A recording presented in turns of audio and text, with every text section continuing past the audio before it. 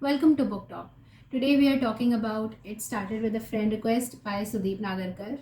This video contains spoilers because I will be going into the details of the plot, characters, romance, and the writing style and sharing my thoughts on them. I think critical reading makes us better writers and better thinkers, and I really hope you learn something from this video. I will start off by saying that this book was exceptionally bad. It was a pain to get through it, but I finished it just for the sake of this video. I'm going to rant a lot, so this is going to be a long video. Basically, me just slowly descending into madness over how bad this book is. I have read only one book which was worse than this. It was called Sorry You Are Not My Type, and guess who wrote it? The same author.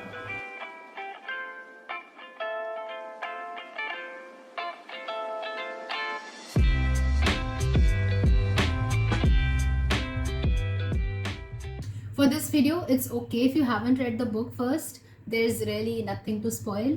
I'm going to briefly sum up this 200-page book for you and read out the parts which I want to analyze, plus parts which I found especially dumb or entertaining just for fun. There are plenty of grammar and spelling mistakes that I spotted, and I'm sure there were more, but I am not going to point them out because I just did not have the mental strength to analyze this book so deeply. So let's look at the blurb first. Why don't we feel the moment when we fall in love, but always remember when it ends? Akash is young, single and conservative with a preference for girls with brains than in miniskirts. One day he runs into free-spirited Alicia at a local discotheque. A mass media student, Alicia is a pampered brat, the only child of her parents who dote on her. This brief meeting leads them to exchange their BlackBerry pens and they begin chatting regularly. As BlackBerry plays Cupid, they fall in love. When they hit a rough patch in their life, Aditya, Akash's close pal, guides them through it. But just when they are about to take their relationship to the next level, a sudden misfortune strikes. Can Aditya bring Akash's derailed life back on track? It Started with a Friend Request is a true story which will make you believe in love like you never knew before. That is false actually. Reading this made me stop believing in love for a second.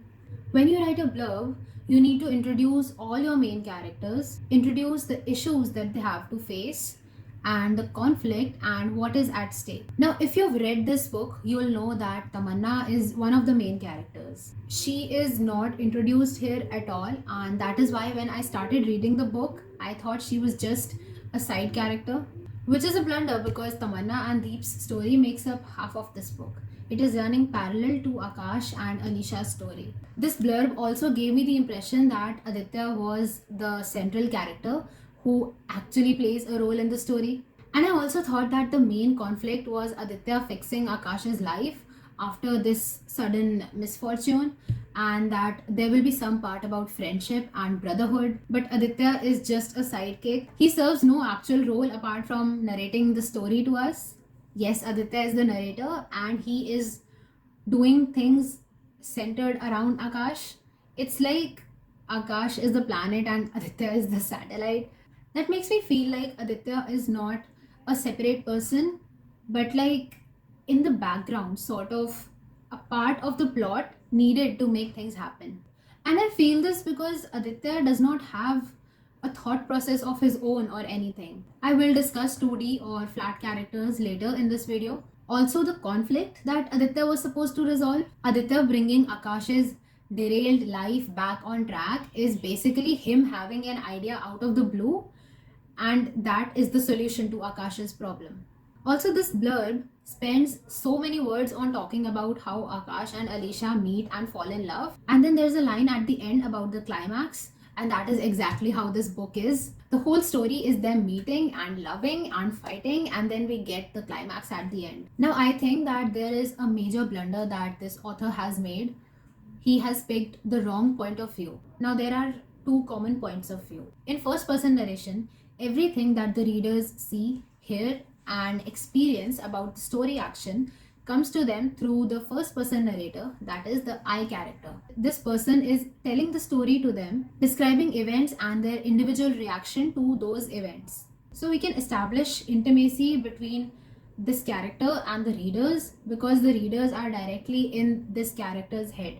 We can write the chain of thoughts that a character has about something, sort of like an inner monologue. And in first person, we can make the description and narration flavorful and quirky because the character themselves is describing stuff to the readers. The author could not have done first person from Akash's point of view because that would have deprived the readers of all the mystery of Akash, which was needed for the climax. In third person, you can only use the dialogues to show a character's diction. Third person point of view follows multiple characters and narrative arcs, zooming in and out of a story the way a camera does in a movie. Now, there are many categories. Third person omniscient is when the narrator knows everything about the story and its characters. This narrator can enter anyone's mind, move freely through time, and give the reader their own opinions and observations as well as those of the characters. Close third is when an author sticks closely to one character but remains in third person. The author can do this for the entire novel or switch between different characters for different sections or chapters. This point of view allows the author to limit the reader's perspective and control what information the reader knows. It is used to build interest and to heighten suspense, and I think this style was used in Harry Potter, and I think this is the point of view that should have been used for this story, with Akash being the central character. And for some chapters, the focus could have shifted to Tamanna or Deep. Third person objective is when we have a neutral narrator who is not privy to the character's thoughts or feelings. The narrator presents the story with an observational tone, so the reader gets the sense of eavesdropping on a scene or story. Basically, third person allows you to narrate the story from a distance and also add commentary of your own as the author, and there is a lot of that in this book. We have Love Gyan, which sounds like WhatsApp forwards. The author has combined first person and third person in the worst way possible. Right now, what you need to know is that Aditya is the first person narrator of Akash and Alisha's love story, which makes no sense because Aditya does not talk about anything that happens to him. And if you read it, it feels like it is in third person because it is all about Akash. So the result is that you don't feel close to Aditya or Akash. And then I'm also left wondering what was the need of this first person, because it's just creating an inconsistency. You're reading Akash's story and suddenly Aditya refers to himself as I, and you're pulled out of the story and reminded that, oh right, I am seeing things through his eyes. The weirdest part is that Aditya is narrating the scenes in which he's not even present, like the love making between Akash and Alisha. But let's start the story. So we have an average prologue and then we meet Alisha, a girl from Kolkata. We are introduced to her looks before being introduced to her character, and she's gorgeous and beautiful, just like the heroine of every Bollywood movie, because only hot girls deserve to be loved. Born and brought up in Kolkata, Alisha was the only child of her parents. They were Thakurs, and her parents saw to it that she was thoroughly pampered. She was extremely beautiful, so much so that no one could ever get tired of looking at her. She was as picturesque as a sunset on the ocean shore. Her eyes twinkled and glittered, her lips were luscious and glossy, and they had the power to mesmerize anyone.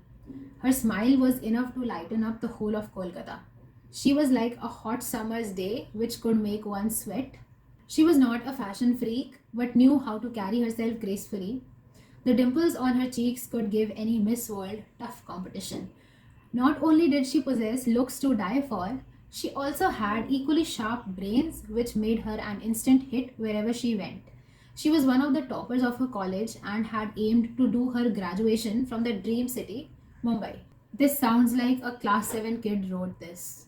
Also, in general, you should avoid info-dumping a character's looks. It's boring to read, and also when readers don't know the character properly, they don't care about how they look. Instead, you should sneak in little details. Maybe when a female character is tying her hair, you take that opportunity to tell your readers that her hair was colored and that she was moody, so she got different hairstyles every month. Maybe you can sneak in a little story about how she started coloring her hair and what led to it, how she finds inspiration for new hairstyles. That tells the readers about the character's quirkiness and also her physical appearance, and honestly tells the readers more about the character than a long paragraph about her physical description. And it makes the story interesting and immediately endears the character to the readers. Anyway, Alicia is smart and she tops her college and she wants to do her graduation from Mumbai. So she goes to that city and lives with Tamanna Kapoor, who is a family friend. Now, Tamanna is a bit reserved and does not like interference in her personal life and doesn't talk too much. She doesn't even ask Alicia about her life. This is an important point in the book. They don't really know what is going on in each other's lives. But after a week, Alicia requests Tamanna to take her out somewhere so that she can enjoy Mumbai's nightlife, and they go to a discotheque. And all of this is narrated in third person. Then a new chapter starts, and we are introduced to Akash again by a long paragraph, which is narrated by Aditya. So they go for a movie and they spot a couple making out in the back row, and they pass a loud comment which makes everyone look at the couple and say ooh, and then the couple get conscious and they stop. And then Akash and Aditya go out for some street food and they see a call girl and they talk about how call girls spoil this place. And then Akash gives a long speech on ethics, decency, and morality. I agree that all item girls in Bollywood are responsible for girls being treated as sex objects, but aren't these escorts equally responsible for it too? Escorts are the call girls. They portray themselves as a sex symbol or a sex toy. You can pay and play with them, and they can roam freely on the roads trying to catch your attention. Because of this, even a well educated girl, when roaming in shorts or skirts, is looked upon with scorn by our society. But girls need to draw a line somewhere and can't be so irresponsible. With freedom comes responsibility. Why is gold kept in lockers? Why do we have wrappers on candies? That's because every precious thing should be treasured. But why should I waste my time talking about this? As if things will change anytime soon. Forget it. So he is this really self-righteous guy, okay? He thinks that his beliefs and morals are better than everyone else's. So they both win passes to the same disco in which Alicia is. Akash is smitten by this gorgeous girl in a little black dress after passing comments on call girls. So while Tamanna goes out to take a call, Akash goes up to Alicia and flirts with her, and Aditya is standing far away, but Aditya is still able to describe to us their conversation and their low tone and their expressions. These two exchange their BlackBerry pins, and then Akash goes home and sends a drunk message to Alicia. So basically, it doesn't start with a friend request at all. Then we have Tamanna's story in parallel, and it is in third person. And we are introduced to her through a long paragraph. Soon after, we are introduced to Deep through another long paragraph. So he lost his dad at a young age and has to look after his mom and his sister. Basically, he can't afford to lose this job. Now, Tamanna has feelings for this guy. She's alone, she's a workaholic, and she feels empty. So she fills this hollowness by fantasizing about Deep, and she calls it love, but it's actually lust and she's obsessed with him. Anyway, let's come back to Akash. So he has sent a drunk message to Alicia. Let me read it out. At the risk of sounding like a flirt, I want to tell you that I could not erase you from my mind. You came into my life when I was least expecting it. It was as if I had hit a jackpot. When I saw you, I don't know what clicked, but from that moment, I could not get you out of my head. I always knew that love would find me someday, but never did I know it would come like this. Your touch healed this broken heart, and you caught me off guard and took me by surprise. I was initially reluctant to send you a BBM at this hour. Is it too late? Should I send you a request on Facebook? Your profile pic again urged me to send you a BBM. And no, I am not being desperate here. Everything seems so right, so perfect. Oh God. I will go crazy. Alicia, please don't take me the wrong way. Do reply. I am not so drunk. तेरे golden face की beauty ने मेरे कोमल heart पे attack किया, सबको reject किया और तुमको सिलेक्ट किया. रिक्वेस्ट है तुमसे इसे रिफ्यूज ना करना, दोस्ती के इस बल्ब को कभी फ्यूज ना करना. Then Alicia replies, tells him he is insane, and he tries to flirt and asks her out for coffee. She tells him to get over it. She doesn't even know him, but he insists and talks to her for 2 more hours. We don't get to see the conversation, which you will soon see is a pattern with this book. Akash still tried his best to convince her and continued to chat with her for the next couple of hours. He finally managed to convince her for a cup of coffee. He knew she was not going to turn him down and was just being a little difficult, like all girls are initially. After all, she knew that Akash would keep on trying until she agreed. Akash is exactly the kind of guy I would block on social media. Sure, girls can't say no. This is almost like पीछे पड़ा रहे जब तक मान नहीं जाती type of mentality. Anyway, here's the next scene. Akash is talking to Aditya, trying to convince him to accompany him to the coffee date because Akash wants to express his feelings to Alisha.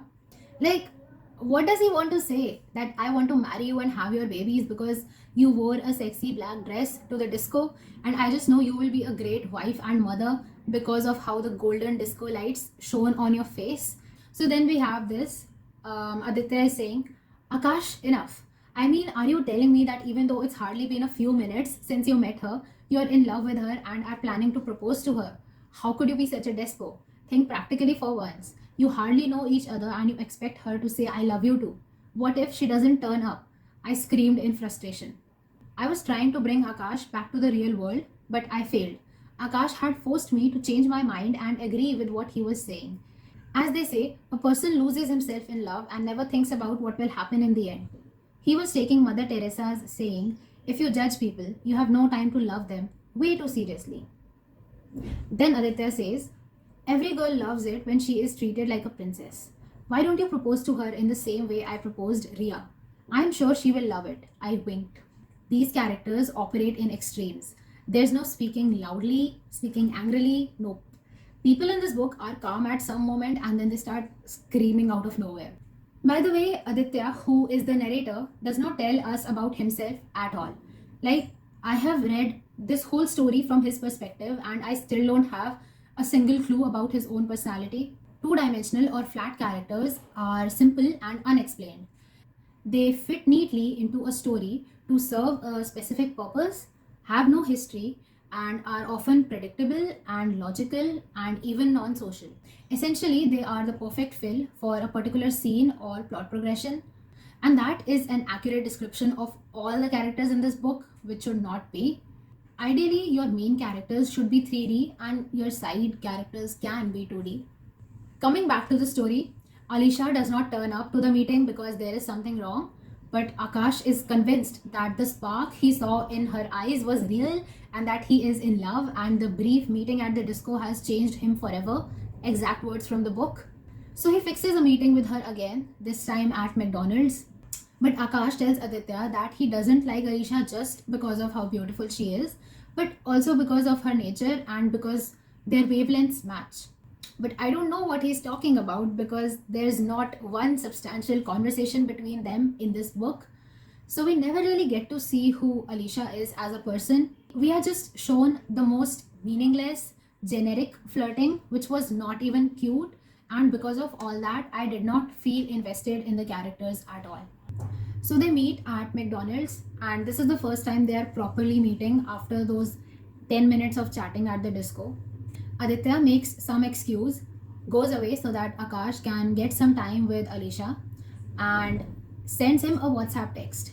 Tell her your feelings, what are you waiting for? But Akash doesn't have the guts, so we have 2 pages of nervousness, and Akash goes to the counter to get some ketchup, and then we have this scene.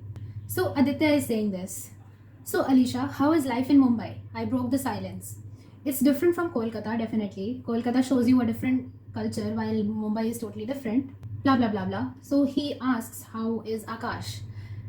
And she kept quiet for some time, but her silence spoke 1,000 words. I repeated my question again, and just as she was about to answer, Akash came back. So what were you both talking about? He asked us, expecting an answer. Does it make you jealous seeing me talk to her? I said and laughed. She looked down shyly, taking a bite of the burger while tucking back the strands of her hair that had come loose. She looked up at me from the corner of her eyes and saw me looking at her. She smiled in agreement to my question. I blinked my eyes, an indication that Akash felt the same, and immediately messaged him. See star star star star star star. Go ahead and tell her. She loves you. Trust me, don't waste your time. Show her that you are a man. So now apparently she loves him because she smiled shyly. If any boy is watching this, a girl smiling shyly can mean a lot of things. She could be nervous, she could be attracted to you, and might want to know you better without directly jumping into a relationship. And she definitely does not want to get into bed with you. Please stop writing dumb things and please consult a woman before you write a female character. Males write females in such a shallow way. Why do boys just assume that girls are dying to be with them and that everything is a signal? We chit chatted for the next half hour or so and then decided to disperse. I kept on signaling Akash, asking him repeatedly to speak up, but he didn't. So there was so much build up towards this meeting, and we got to see nothing. The author had a chance to actually deliver concrete content, and he did not take it because apparently he doesn't think it is important to show us why the characters like each other so much, or maybe he thinks that they don't need to connect to fall in love, or maybe he is just not creative enough to write that. Alicia invites them to her college fresher party. Akash has fully planned how to propose to her. Before going to her college, Akash and Aditya have a conversation about her, and Akash says that he loves Alicia for her brains, even though so far Alicia has said nothing intelligent at all. And even if she has, we don't know what it is. So now Alicia has a dance performance at the party, and of course, she's a gorgeous dancer. Even though we were not given any background about her dance before this point in the book, nor is she shown to ever dance after this. Basically, good dancers don't need to practice, right? They can just start dancing the best whenever they feel like it because our heroine has to be perfect. Now, there are guys who are staring at Alicia and fantasizing about her. That makes Akash angry, and he tells Aditya, people just see her on the outside and don't know the real her. Not everyone can see what I see in her. When I look at her face, I forget my own name too. How hypocritical is this? He literally fell in love the moment he saw her in the club, sent her a long flirty message, and made plans to propose to her before they went to McDonald's on their first date. He's also attracted to her looks only. Also, he doesn't love her for her because what does he even know about her? After the freshers party, Aditya goes home and Akash takes Alicia to a mall. They watch a movie and then the interval comes. Alicia, Alicia, Alicia, the text appeared on the screen. I don't know what will be your reaction after watching this short movie, but I am sure you won't hit me. The text flashed on the screen one after the other. I've always been someone who is always at a loss for words, but today I felt like telling you everything to lighten my heart. It's for the very first time in my life that I am taking this step and have dared to do something like this. I would like to tell you that you have wooed me from the very first meeting. I want to let you know that I am madly in love with you, and I promise you that I will do my best in making you feel loved and secure with me. I don't know what you think of me, but you really are very special for me. According to me, you are the most beautiful girl in this world.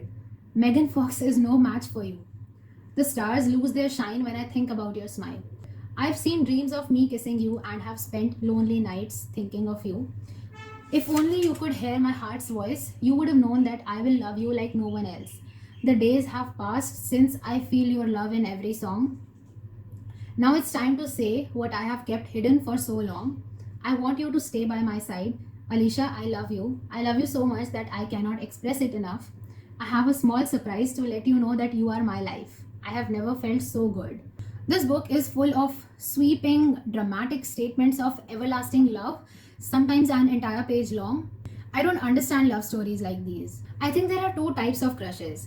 Either they are based out of knowing someone and liking their personality, or they are based on fantasies. That is when you don't know a person properly and you are having feelings of love because you have already created an image of that person in your head and you are projecting your desires onto them. You don't know that person, so they are a blank canvas, and so it is very easy for you to fantasize about what they will be like. And if you're trying to write about love at first sight, then you need to do it much better than this. If I were in Alicia's place, I would have run away. And also, feelings of crush and obsession often fade away. They're not reliable. You can't depend on some tingly, goosebumpy feeling to decide whether you love a person or not. Love is all about commitment and showing up every day to love the person again. So I think instead of just going for it and making a move, we should Think about this and only date if the romantic feelings stay and we are sure. Because there are people involved, right? If things go wrong, then people get hurt. But she accepts, they hug, he drops her home, and they French kiss on their very first attempt. Sure. In this book, there is no development, no journey, no layers, just things happening one after the other. It almost feels like we know this story, but we are not allowed to really participate in it. I understand that authors spend a lot of time with their characters in their heads, creating the world and the story. And for the author, the characters had a long journey and are in love and everything. But it is the author's job to take the readers along on that journey instead of just writing like that. So, back to the story. Tamanna finds out that Kajal in her office is having an affair with her boss. Tamanna's landlord calls and tells her that he will be selling the flat soon, so Tamanna and Alisha need to move out. Tamanna gives an over-friendly smile to Deep in the cafeteria and he calls up his friend to tell him about it. This friend is referred to in third person as Deep's friend. So Deep tells his friend that he does not believe in taking shortcuts, and even though he can, he does not want to use Tamanna for personal benefit because it is against corporate ethics, and Deep is a very ethical guy. And later he slut shames Kajal in front of the entire office for sleeping with her boss, but okay, Deep is very ethical and he's a hero.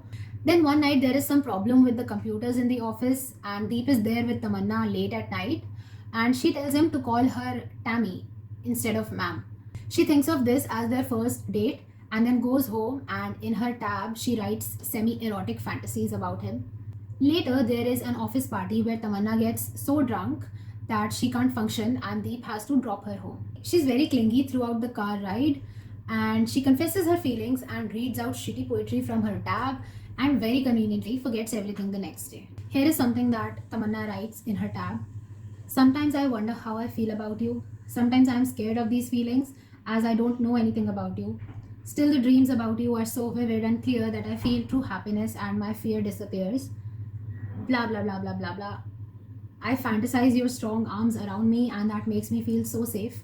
Your warm loving body scent sends my heart spiraling out of control. I wish you knew what you do to me. Blah blah blah blah. One day you will be mine. I will make you mine. Obviously, she doesn't love Deep. She is just horny. When you love someone, you dream about making them happy and doing little things for them. When you are infatuated with someone, you dream about them making you happy and other erotic fantasies. Then Alisha and Akash meet at a public park to discuss Alisha's living space. She decides to move to her college hostel. Then they get cozy right there in the public park with their hands inside the other's shirt.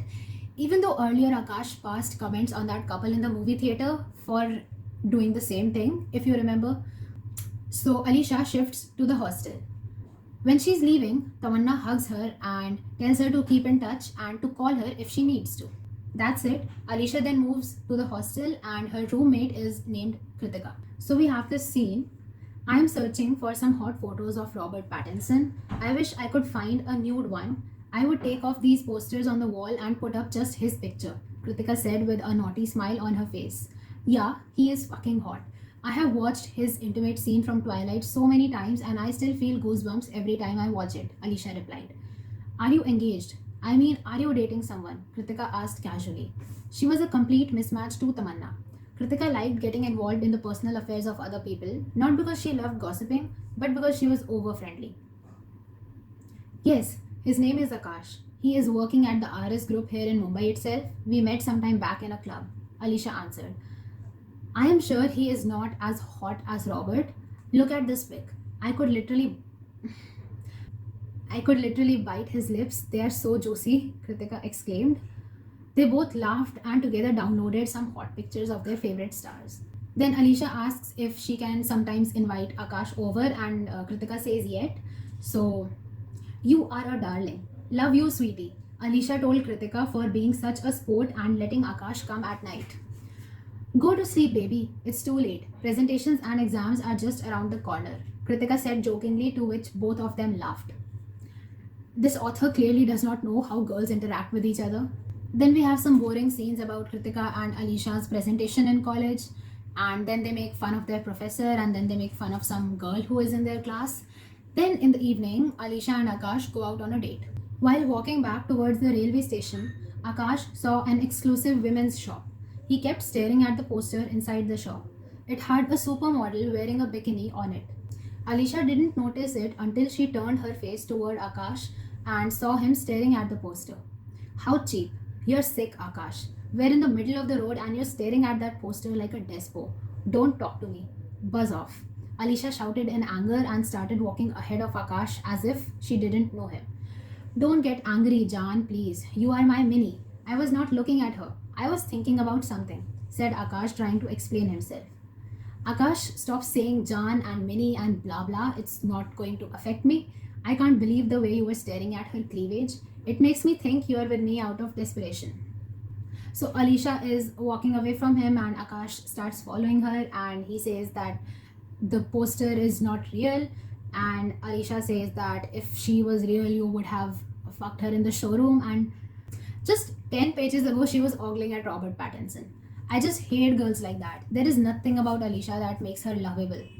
Also, I think there is nothing wrong with looking at other people while you're in a relationship. It doesn't necessarily mean that you want to be with them, you know. It's quite natural to look at others, and also there is certain pleasure in looking at attractive people. Alisha gets hyper about stupid things even though she has no reason to feel insecure. Akash has always made her feel loved. And by the way, they call each other Mickey and Minnie now. Also, Alisha was described as someone who carries herself with grace. Grace doesn't come just from looks, but from behavior too. A graceful woman would have handled this situation better. She probably would have laughed and said something like, "So, are you imagining me in that bikini?" Thus, bringing the attention back to herself. Creating scenes like this in public, shouting and putting allegations on your guy brings a lot of sourness in the relationship. So, she goes home and at night she sends him this message: "I am sorry. I know I overreacted to the whole thing, but even you were wrong. You should have thought before saying those words which hurt me. I shouldn't have been so rude, but I lost it. I promise I will never fight again. Blah blah blah blah blah blah." I couldn't cheer up knowing that there were tears in your eyes. The lips with a drop of tear on it are the best ones to kiss. Let me kiss you. Mwah. Love you, Mickey. Now we have a scene where the boys are sneaking into the girls' hostel, into Alisha's room. So Aditya, our narrator, says that this was the first time I was doing such a bold thing. I had not even during my college days. And now, because of tried anything like this, Akash, it's difficult for me to read this because there are just, it's not edited and there are just so many mistakes over here. And my brain kind of tries to autocorrect the language, but I'm reading it out as it is. And now, because of tried anything like this, Akash, even I had been dragged into it. I was nervous as hell. I wish I had listened to my mom, I said nervously. What did she say? Akash asked while dialing Alisha's number on his cell. When I have not even called her up, how can I possibly tell you? I criticized. What? So they sneak into the room and all four, Alisha, Akash, Aditya and Kritika, they smoke hookah and Akash feeds Alisha the pasta that he made himself, and then in the morning they leave. And then these guys go to Aditya's house to watch a movie. Akash and Alisha go to some other room and we get a lovemaking scene in great detail because that is the kind of stuff that sells. Also, if you're writing such scenes, then that means that you aim the book at an adult audience, and that means that you can write cuss words. You don't need to write C star star star star. And by the way, this part is still being narrated by Aditya. How creepy is that? How does he know all these minor details? Alisha, you look so beautiful and sexy. You are one hot Minnie. Akash teased her while sliding his hands inside her top. Slowly, Mickey, I am not going anywhere. You broke my hot pants button. Sometimes you behave like a kid who gets so excited after getting a chocolate that he tries to bite it so hard that in the process he eventually lands up biting his own tongue. But you look so seductive when you are in a romantic mood, Alisha whispered, rolling her fingers on his chest and gently moving it downwards. This is the most unarousing scene I have ever read. Throughout the book, there was no description of moods, feelings, places where the characters are, atmosphere, nothing. But this scene is so vivid even though it's not needed. In Deep's office, it is announced that he will have to go to Goa with Tamanna for official purposes. Two more people are coming with them, Kajal and her boss. So they go and there is a cruise in the evening. Tamanna plans to tell her feelings to Deep because she doesn't remember that she has done so already. But Deep senses that, and in the evening he makes an excuse that he is sick and he goes to his room. He wants nothing to do with her because he does not believe in taking shortcuts, and also he has no feelings for her and he wants to keep his work and private life separate. So he manages to avoid being with Tamanna throughout the trip, and when they come back to Mumbai, Tamanna is feeling disappointed. From that point on, for no reason at all, we have dates at the starting of every chapter, something that wasn't there before. I think the author just wrote dates for his convenience to maintain a timeline and then forgot to remove them because this book wasn't edited. Then Alicia goes to CCD, Cafe Coffee Day. There in the corner of the cafe, there is a cubicle for couples only, and Akash and Kritika are sitting there holding hands. And Akash says something like, I love you for this, thank you for accepting my proposal. Alicia screams at him, how dare you cheat on me, I trusted you so much. And then she runs out of the cafe. So Kritika goes to their room and tries to explain, okay, but Alicia doesn't even want to listen and keeps crying and yelling. Then at night, Akash comes into her room and she starts yelling at him. God, such people are so hard to deal with. Then she is told that Akash was actually planning a surprise for her with Kritika's help, and he had held Kritika's hands only for a second to say thank you and I love you, and that is when Alicia saw them. Ugh. And this whole drama could have been avoided if Alicia had just listened and paid attention. So then Tamanna lies to Deep about some client meeting in the evening and she drives him to a farmhouse. He keeps asking where they are, but she tells him to wait, and then she gets him a drink and changes into sexy clothes. And then we have this super long speech from her.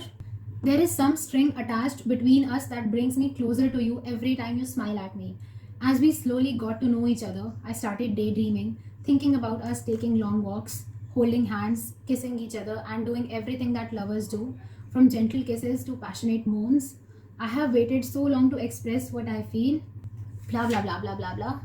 Believe me when I say this, I can cross any limits to make you mine. But Deep, no matter what happens, I'll always love you until the end of time. Just touch me once and make me yours. Touch every part of my body and set it on fire. So then Deep gives her a 1.5 page long response, which I'm not going to read out. Basically, he says that he is already committed and is madly in love with his girlfriend. Tamanna doesn't accept this, keeps telling him, I know you love me, please feel me, I'll do anything for you. And Deep can't take it, so he pushes her away and shows her some pictures of his girlfriend. He never told Tamanna before about his relationship because he was worried that she would get angry or jealous and he would lose his job. And the pictures are of his girlfriend, and those pictures are of Alicia. So Akash and Deep are actually the same person. His full name is Akash Deep, but he uses Akash in his personal life and Deep in office. So this is the climax, this is the big reveal. Now I can understand why the story wasn't narrated in first person through Akash's point of view, because that would have required going too deep into the character's mind and revealing that he is Deep. But then third person could still have been used, and I still cannot understand why Aditya is the first person narrator. So when Deep is feeling troubled by Tamanna in the office and he calls up his friend to rant about it, that friend is obviously Aditya, but he is referred to in third person. It's just, why? The author is trying too hard to keep these two parallel stories separate. It would have been more interesting if it had been more subtle, if it had been right there in front of our eyes, cleverly hidden through a play of words. So then Deep leaves that place and takes a cab home. Tamanna is heartbroken. She takes many drinks and inhales drugs, and she calls Deep several times, but after a point his phone becomes unreachable. So then she calls Alicia, and this is the conversation. Please pause and read it. She tells Alicia that Akash molested her. Then she takes the car and starts driving at high speed. She gets a message from Deep and she opens it while driving, and it goes something like, Tammy, please don't take me wrong. My intention was not to hurt. And then the car crashes and she dies. Okay. The next day, Deep goes to the office and cops are waiting for him. They take him to the station and inquire him. So he tells them the whole story and says that he threw his phone into the creek because Tamanna kept calling him, and that is why it became unreachable, and that is why Alicia was not able to call him that night. I want to know that if he threw his phone away, how did he send that text to Tamanna which distracted her and caused her car to crash? There are just so many loopholes. So Alicia is also at the police station. She and Akash come face to face, and this is what Alicia is thinking. How can this be possible? Why did he do this to me? Was Tamanna speaking the truth last night? Was that the reason why she called me up to tell me everything? How can he sexually assault Tammy D, and why? Was I not good in bed? Did he ever love me? So Alicia says that she doesn't know him, and then in the book we learn that his full name is Akash Deep. And what I find extremely strange is that in 6 months of dating, Alicia did not come to know that Akash has a middle name. Deep is the middle name. If she's so dumb, then even a terrorist can manipulate her and make her fall in love with him. And Akash loves her because she is intelligent, it seems. And then she says to him, "How could you play with me like this? Why would you not tell me the truth? If it was over, you should have set me free. How could you force yourself on Tammy D, play with her feelings, and drag me along when you knew you were completely wrong?" And then she leaves without asking for clarification again. At this point, I was so frustrated with her that I actually felt happy that the relationship was over. But no, Akash goes after this dumb ass woman to win her back. So Akash is removed from his job. Then Aditya sort of tricks Alicia into meeting Akash in a restaurant. Akash explains to her that he did not tell her his middle name because that first day in the club, he saw Tamanna walking back towards them, and he understood that Alicia and Tamanna lived together. And he knew that Tamanna liked him, and he thought if Tamanna saw him with Alicia, it would make her jealous and it would screw his professional life. And that I can understand. It was smart to not tell Tamanna that he was with Alicia, because maybe Tamanna would have tried to manipulate Alicia. What I don't understand is why Alicia can't know that he uses Deep in the office. And in 6 months, she does not even come to know about his full name or where he works. And he doesn't even trust her enough to tell her that Tamanna is his boss. He says that he never told Alicia that he and Tamanna worked together because he was sure that Alicia would not be able to hide it from her. It's like he doesn't trust Alicia. He could have just asked her not to tell anything to Tamanna. See, this is what happens when you date someone you don't even know, and they don't even know each other after dating. Where is the substance in this relationship? If this guy can't even tell Alicia what is going on in his office, then honestly, why is she even there? He says he never told her the truth because he was worried about losing her. The only way to lose a partner, in my opinion, is by not telling them the truth. And also, anything that you lose by being honest, you never had in the first place. So Alicia then says that if I didn't love you, I could have screwed you by informing the police officers about Tamanna's call last night. She told me everything and I trust her. She would never lie to me as she treated me like her sister. You killed her. You are responsible for the whole mess. You deserve nothing better. It's clearly mentioned that Tamanna and Alicia did not talk much and did not share their personal lives at all. And once Tamanna hugged Alicia, and Alicia was surprised, okay. And she lived with Tamanna for just a month before moving out to her hostel. Yet she picks Tamanna over some guy she claims to be madly in love with. And also, when you're in love and there is some allegation on your beloved, you wish that it wasn't true. You fight for them and you keep saying that they're a good person and that you believe they're innocent until they're proven guilty, right? But this woman just gets up and leaves without talking to him, listening to him, fighting for him, all because Tamanna made one phone call. This totally makes me believe in love like I never knew before. And then we have this line, why is that we recognize love only when it ends? Love never dies a natural death. It dies because of betrayals. Doctors don't operate on these wounds, and once it starts bleeding, it causes instant death. The death of love. What a line. You won't believe what happens next. So the medical reports come and Alicia and Akash go to the police station. The police say that there were no marks on Tamanna's body indicating harassment, and she had too much alcohol in her blood, and so it was an accident. So now Akash is very happy, and she and Alicia walk out of the police station, and she says, "You think I was waiting for the medical reports to come? You are wrong, Mr. Akash. There are so many cases that get shut due to lack of evidence, but the real truth is known only to the family members. So, what if there are no marks on her body? You must have done it with her on a previous occasion. Otherwise, why would Tammy D lie to me? She said it very clearly that you have lusted for her and had always wanted to take her to bed with you. Why would she try to spoil our relationship? If she would have known that we loved each other, she would have been happy for us. Anyway, let's not discuss this any further. It's over between us." It's like she just doesn't want to believe Akash. So then Alicia goes to Kolkata for some time, and Tamanna's parents are very upset and they have the funeral and everything. And now it's February and it's Kritika's birthday. Akash asks if Alicia called, and she did, Kritika says, and she's coming back from Kolkata tomorrow. So Kritika, Akash, and Aditya are talking, and suddenly Aditya remembers that Akash used to email him all his WhatsApp chats with Tamanna. So they can show these to Alicia and prove that Akash is innocent. So the two boys open Aditya's mailbox and find the chats and scream in pleasure and hug each other, which is a line from this book. Now, when that farmhouse scene was written, there was no mention of any chat happening between Tamanna and Akashdeep. She just kept calling Akash, and then his phone became unreachable, meaning he had thrown it away. Then after calling Anisha, Tamanna sent a message to Akash, and that's it. There was no back and forth, and Akash did not have his phone at that time, which means that he could not have mailed that chat to Aditya. But very conveniently, there are now chats available and they have been mailed to Aditya. So Akash goes to Alicia when she comes to Mumbai again and makes her read everything. And there's another loophole. Tamanna is addressing Deep as Akash, even though she never found out his full name before dying. And then this media omitted portion, the date is of 29th March.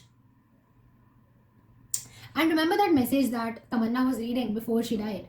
There is no mention of it here.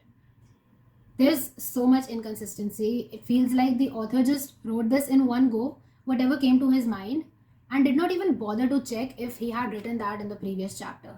So then Alicia understands, and we get this compensatory lovemaking scene.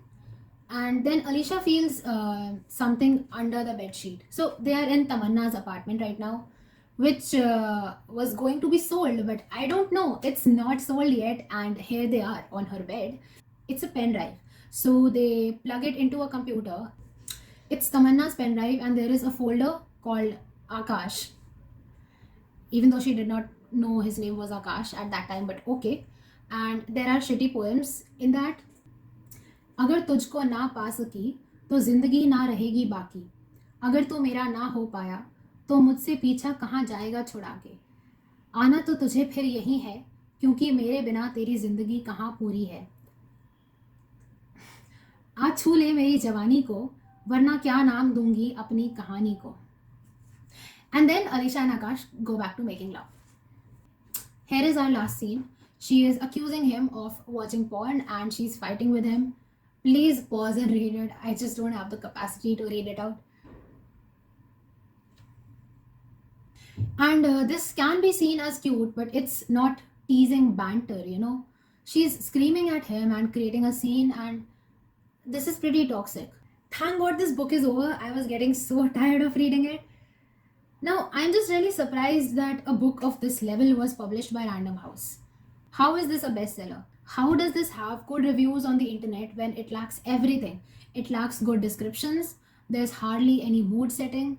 Whenever the characters walk into a place, I never got a sense of that place. There was never that atmosphere, you know. Whether they're meeting in a coffee shop or some mall, there was no atmosphere to immerse myself into. To write a good description, you should appeal to all senses like smell, taste, touch.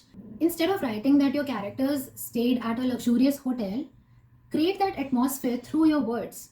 Say that there are velvet curtains and a plush microfiber bathrobe and there is oak wood furniture or whatever. As a writer, you need to get into those things. Secondly, there is no plot. There's actually no story. I can sum it up in 3 sentences. Two people fall in love. The boss is in love with the guy, and she puts fake allegations on him, causing a rift between the couple, but that gets resolved quickly, and that's it. And this book is based on a real story. This author's books often are, which means that neither does he have the creativity to think up his own stories, nor can he do justice to a story given by someone else. The language was so bland and lacked charm. Look, it's okay to be a bad writer, but please just don't publish anything till you get better. I think I'm going to use this book as a fuel for my bonfire party or something. Now, some mystery could have been built by writing the same thing in a different sequence. So we see that Deep goes into the farmhouse with Tamanna. She is trying to seduce him, and Deep gets angry. Fade to black. Alicia receives a call from Tamanna saying that her boyfriend assaulted her. The next day, Tamanna is dead, and Alicia is at the police station because she's Tamanna's family friend. So everyone is talking about this Deep who was with Tamanna last night and who must have done something. Alicia is wondering if Akash and Deep are friends and if both were with Tamanna. Then she comes face to face with Deep and realizes that it is Akash. And she's just really confused because she has no clue that Akash has another name in his office. And so she thinks that Akash is not who he claims to be. And she starts completely doubting him and thinking that he is a liar. He says that he knows Alicia, but Alicia refuses to recognize him. Then Alicia's reactions would be more understandable to us readers because we would have been as confused as Alicia felt. So then Akash tries to find out what happened, and he learns that Tamanna called Alicia last night and things are slipping out of his control. Then the medical reports come, and then he pieces together what must have happened to Tamanna. Alicia still doesn't believe him, so he shows her the chats, and then everything is okay. I can see that storyline working out somewhat. I can see that working out better than what was written. But since the whole story was served to us on a platter, there was no reason for us to turn the page. So that was my extensive review of this book. Probably the longest video I've done so far. I have an entire playlist of book talk on my channel if you want to watch more. And please let me know what you think in the comments. I always pin my favorite comments. And I will see you guys in the next video. Bye bye.